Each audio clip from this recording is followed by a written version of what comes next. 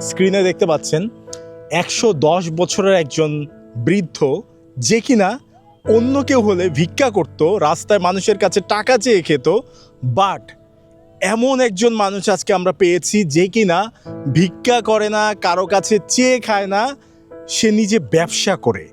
যখন যেই ফল আসে, বিশেষ করে আমরা, শসা, এই জাতীয় ফল তিনি কেটে বিক্রি করে এবং তার জনপ্রিয়তা আপনি দেখলে অবাক হয়ে যাবেন। নারায়ণগঞ্জের বিভিন্ন জায়গায় প্রত্যেকটা মানুষ তাকে চেনে, তাকে এক নামে সবাই চিনে, বিকজ অফ সে কারো কাছে চেয়ে খায় না, সে ব্যবসা করে খায়।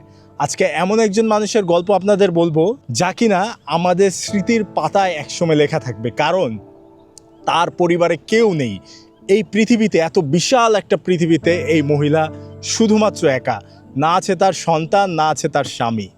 ১১০ বছর বয়সেও তাকে জীবন যুদ্ধে আসলে পরাজয় না হয়ে কিভাবে এগিয়ে যেতে হয়। সুতরাং উনি যেহেতু অনেক বয়স্ক একজন মহিলা, যার জন্য সবাই তাকে হেল্প করে।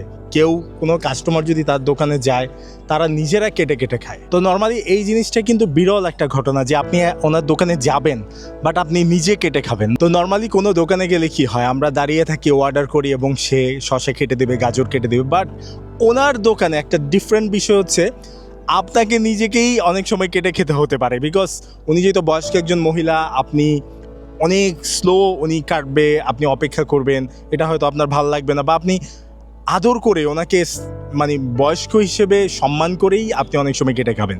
সো এটাই। আর উনি থাকে হচ্ছে নারায়ণগঞ্জ।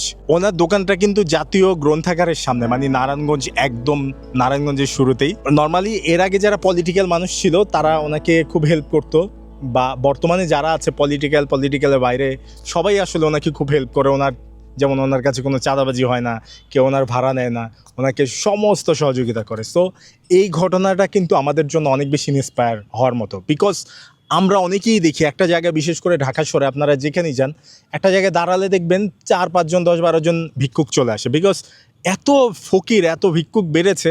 অথচ দেখেন, আমরা শুনেছি যে নবীর শিক্ষা করিও না ভিক্ষাকে অনেক ক্ষেত্রে আসলে এটা নিষেধ করা হয়েছে।